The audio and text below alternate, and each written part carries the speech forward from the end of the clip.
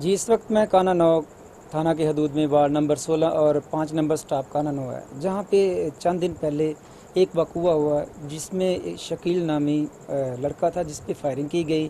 Firing की क्या वजूहत थी उसके हवाले से बात करते हैं, उनसे पूछते हैं क्या हुआ था।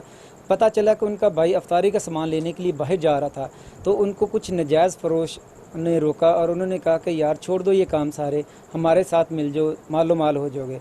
जब उन्होंने उनकी बात ना मानी तो उनके साथ क्या हुआ, उनकी ज़बानी सुनते हैं, आए मेरे साथ। क्या हुआ? सर अफ्तारी का सामान लेने बाहर जा रहा था मैं, और दो लड़के इरफान और मान मिले। वो कहने लगे कि हमारे साथ चलो, नजायज़ फरोशी करो, पाउडर बेचो, बहुत माल मिलेगा, ये 100-200 कमा कर क्या करोगे। ना बात मानने की वजह उसने मुझे हमला किया, मार की पीट की। मेरे भाई दो आ रहे थे रास्ते में, वो मुझे मिले। मैंने उसको बताया कि ये बात है, तो वो गाली निकालने लगे उन दोनों को, बुरा भला बोला घर आके वापस। तो पहले भी कभी उन्होंने था, उनके वालिद जो बुज़ुर्ग हैं उनसे हम बात करते हैं, उनसे पूछते हैं कि उनके साथ क्या इंसाफ हो रहा है, क्या वजूहत बनी, क्या पहले इससे पहले भी कोई आपके साथ इस तरह के कोई मामला हुए थे। शकील हैं और शकील के वालिद अकरम साहब, उनसे बात करते हैं। जी, क्या ये वकूआ होता है जैसा? मेरा बेटा जी काम से घर आया अफ्तारी से पहले, अफ्तारी का सामान लेने बाहर चला गया, तो रास्ते में उसको नजायज़ फरोश मिले दो। उन्होंने इसको रोक लिया। वो कहने लगे जी अपना कनलदा साढ़े साथ काम कर, तेन बहुत पैसे मिलनगे, तू 100-200 कमा के की करना है। नुमान और अरफान, मेरे बेटे ने कहना नहीं माना, तो उन्होंने उसे मारना शुरू कर दिया। मेरे बेटे तो उधर से आ रहे थे, उन्होंने शोरगुल सुना तो वो पूछने लगे क्या मामला है, तो इनको भी गाली गलौज करने लगे। तो रोज़े का टाइम था, ये अपने घर आ गए। तो अफ्तारी जो थी लेट थी थोड़ी सी, तो मैं डेरे वालों को फ़ोन किया। मैं कहा बेटा, डेरे वाले तो चौधरी आबाद अली के बेटे हैं, हसन आबाद टिल्लू, अली आबाद टिल्लू, ये उसके बेटे हैं। उसने मुझे बोला कि मैं चाचू आता हूँ अफ्तारी के बाद। हम अपने घर में बैठे उनका इंतज़ार करते रहे, वो नहीं आए। तो उसके बाद हमको फ़ोन आया, मेरे बेटे के फ़ोन पे फ़ोन आया कि इधर डेरे पे आ जाओ, बैठ के सुलह करवा देते हैं तुम्हारी। हम बाप बेटा उधर डेरे पर गए तो उन्होंने हमारी बात ही नहीं सुनी। वो मेरे बेटे से पूछने लगा, बेटे ने बात बताई, इतनी बात सुनी और कहने लगा जाओ भाई घर को। मुझे बोला चाचा तुसी भी जाओ कर लो, और ये लफ्ज़ बोलते ही मैं उठने लगा तो वो नुमान जो लड़का था उसको कहने लगा इनसे मार खा कर आया हो तो इनको कत्ल क्यों नहीं किया, इनको मारा क्यों नहीं है, इनको मार कर मेरे पास आना था। हम इतनी देर बाहर डेरे से निकले हैं, उनके डेरे से नीचे उतरे हैं, तो उन्होंने हमला कर दिया हमारे ऊपर, डंडों सोटों का हमला कर दिया। वो लोग बड़े उन्होंने छिड़ाया जिस पर वो डेरे के अंदर चले गए। वो हसन आबाद टिल्लू ने उनको असला दिया, हमारे ऊपर फायरिंग करवाई। मेरे बेटियों को दोनों को टांगों में फायर लगे हैं, सीधे फायर लगे हैं मेरी मौजूदगी में। मैं खुद देख रहा हूँ इस मामलात को। दोनों बेटे मेरे फायरिंग करके गिरा दिए और भाग गए।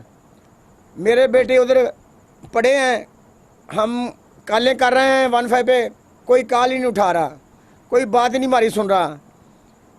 फिर पता नहीं किसने कॉल की किसने नहीं की, पुलिस वाले आने शुरू हो गए। फिर हमने अपने बेटों को उठाया, सड़क में डाल दिया, रोड ब्लॉक कर दिया। फिर वो थाने वाले आए, डीएसपी साहब आए, आन के उन्होंने रास्ता हमारे से खुलवाया कि भाई बाबा तुमसे बहुत न्याय होगा, तुमको इंसाफ मिलेगा, लेकिन रास्ता छोड़ दो। हमने रास्ता छोड़ दिया, थाने में चले गए। थाने में जाके हमने दरख्वास्त लिखी है, दरख्वास्त लिख के उनको दी।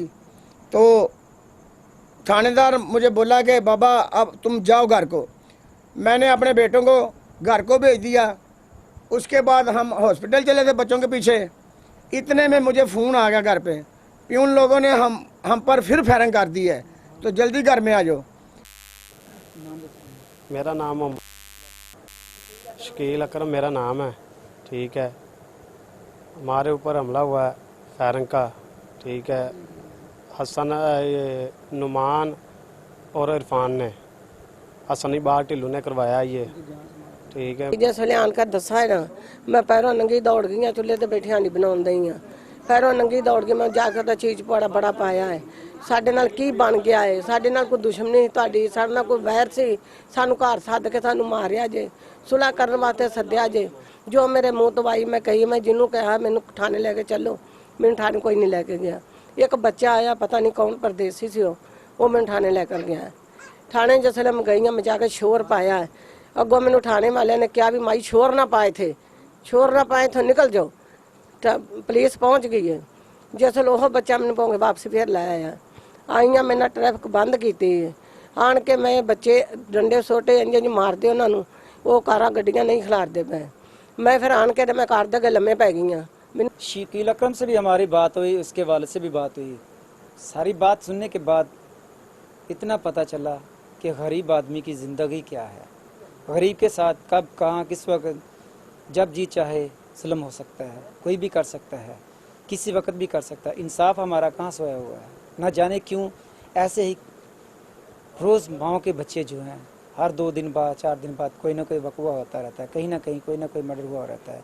जिस तरह हमें शकील ने बताया कि मेरी जान को ख़तरा है, किसी वक्त भी मुझे वो कत्ल कर सकते हैं। जिन्होंने सीधे मुझे फायर लगाए हैं, मेरी टांगों पे फायर लगे हैं, मेरे भाई के पाँव पे फायर लगे हैं, मेरे वालिद बुजुर्ग हैं, मेरी वालदा बुजुर्ग है, हमारे घर का परेशान कोई नहीं है। माह रमज़ान का बरकत महीना है और वो लोग नाजायज़ फरोश हैं जो हमें तंग कर रहे हैं बार बार, ना जाने उनके क्या अगराज़ व मकासद हैं, वो हमें हरासा कर रहे हैं।